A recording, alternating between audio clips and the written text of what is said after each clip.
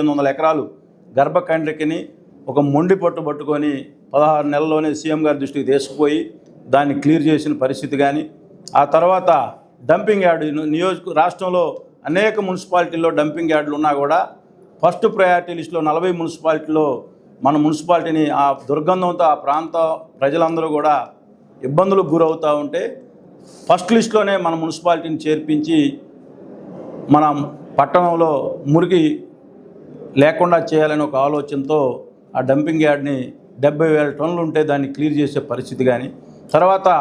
ఏ రోజు చెత్త ఆ రోజు మళ్ళా పేరుకొని పోతుంది, దాన్ని మున్సిపాలిటీలో ఉంటే మనం డంపింగ్ యార్డ్ క్లీన్ చేసినా కూడా దానివల్ల ఉపయోగం లేదని చెప్పి గౌరవ మంత్రి గారి దృష్టికి తీసుకెళ్తే దాన్ని కూడా ఇమీడియట్గా కంపాక్టర్ ఏ రోజు ఆ రోజు కంప్లీట్ చేసే పరిస్థితి. అంటే